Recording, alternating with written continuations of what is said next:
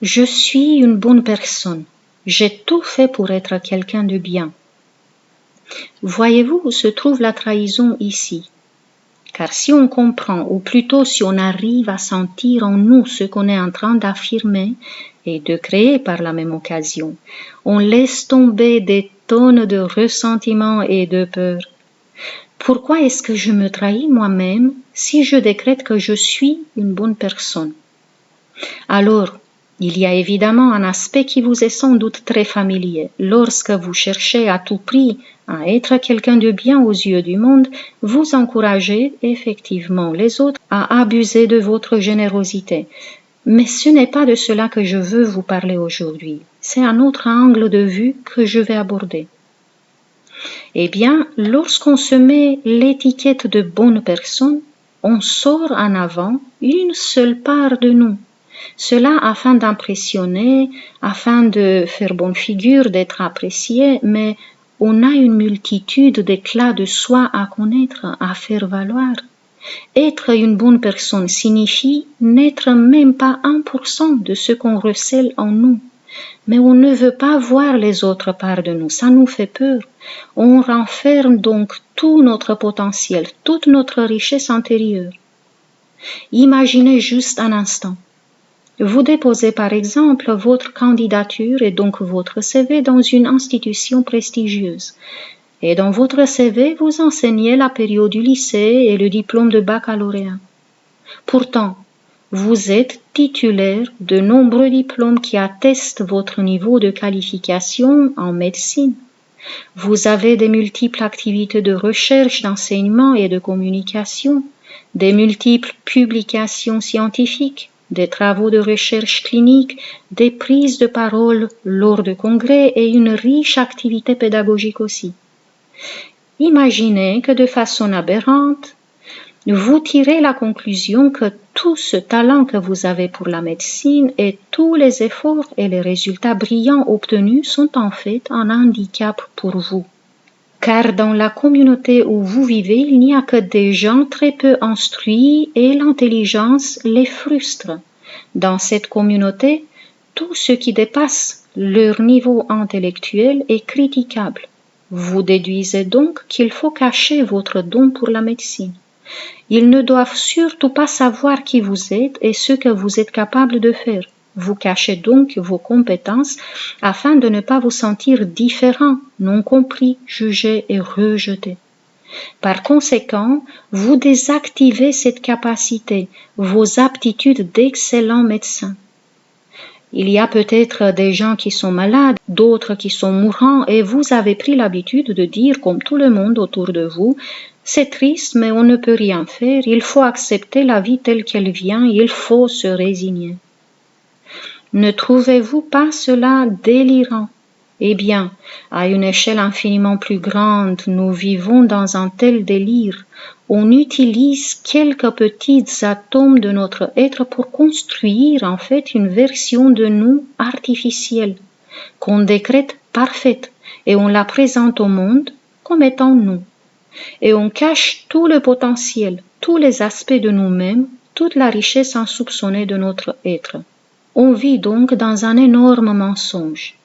Et c'est la base d'un conflit intérieur permanent, car il est vrai que dans une vie, nous ne pouvons pas exprimer l'entièreté de qui nous sommes, nous ne pouvons pas déployer tout notre potentiel, mais il y a des facettes de nous plus actives que d'autres, des facettes qui nous sont nécessaires pour faire l'expérience qu'on est venu faire dans ce monde. Et ces facettes se sentent étouffées, car jamais reconnues et manifestées peut-être. Elles sont en train de crier leur colère, leur frustration ou leurs pleurs. On se trahit en permanence en arborant un diplôme de baccalauréat alors qu'on est plus que des éminentes étoiles. Ça peut arriver aussi de confondre la voix de notre guidance intérieure avec celle de notre ego qui ne veut pas voir la vérité, qui veut juste se construire une image poncée, bien polie, destinée à éblouir les autres. Notre ego ne veut que briller dans les yeux du monde. Il n'est pas intéressé du sacrifice de soi que cela implique. Je fais référence à des innombrables efforts qu'on fait pour maintenir cette image fictive de nous-mêmes. Combien d'énergie gaspillée pour défendre cette fausse image, pour ne pas mentionner le fait que lorsqu'on porte un masque, nous ne pouvons pas capter la profondeur des autres. La communication sera toujours décevante car cela se porte au niveau de l'ego. La réponse n'est pas celle qu'on attend. Quand on porte un masque, c'est conflictuel, on est dans la compétition, on est dans la souffrance. Aussi, le fait de se comporter comme des caméléons qui changent de couleur en fonction de la matière qu'ils touchent, le fait de changer en fonction de la personne à laquelle on a affaire pour qu'elle nous accepte, ou pire, pour qu'on la séduise, est un processus extrêmement éprouvant et énergivore pour notre être.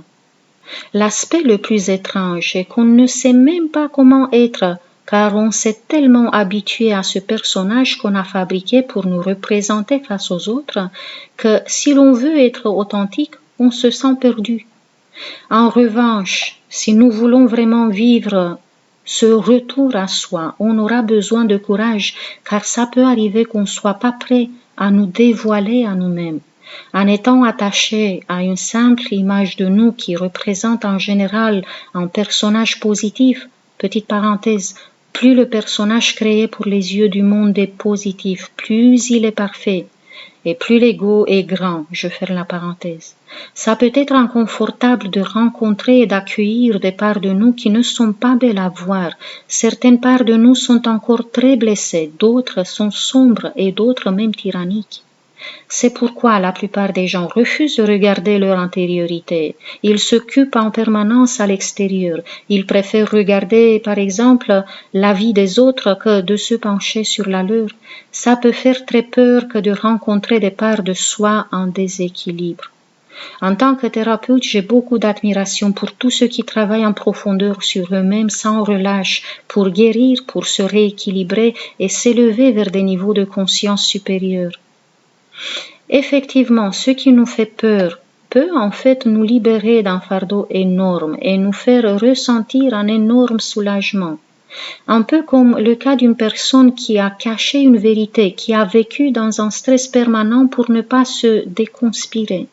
Et une fois que la vérité éclate, au lieu que ça soit la fin du monde, cette personne ressent en fait un grand soulagement, car elle a enfin réussi à relâcher toutes les tensions. Pour ne plus qu'on se trahisse soi-même, on peut commencer par méditer sur le fait qu'on n'est pas du tout cette image qu'on s'est construite. On n'est pas ce personnage, on n'est pas ce masque. Et quand on admet qu'on est tellement complexe et puissant, on commence à ressentir en nous une vérité libératrice, celle que notre univers intérieur est beaucoup plus riche qu'on le croyait. Pour travailler sur l'image réductrice de soi, vous pouvez vous procurer la séance sur ma boutique en ligne S'aimer soi-même. Et il y a aussi la nouvelle séance publiée récemment qui traite une blessure profonde, la conviction d'être inférieur aux autres. Je vous laisse les liens dans la barre d'infos, juste en dessous de la vidéo. Je sais que nous ne pouvons pas changer le monde, mais en travaillant sur nous, on peut changer notre univers personnel. Car en rééquilibrant les parts conflictuelles de nous-mêmes, on va effectivement rééquilibrer notre extérieur aussi, et ceci peu importe les conditions de vie de ceux qui nous entourent. C'est ça la magie du travail sur soi. C'était Claudia Stéphane, hypnopraticienne spécialisée dans la thérapie pour les hypersensibles et les surdoués. Merci à vous pour vos j'aime, merci pour vos commentaires et pour vos partages. Merci aussi d'avoir partagé ce moment avec moi. Jusqu'à la prochaine fois, je vous embrasse tous très fort. Prenez bien soin de vous.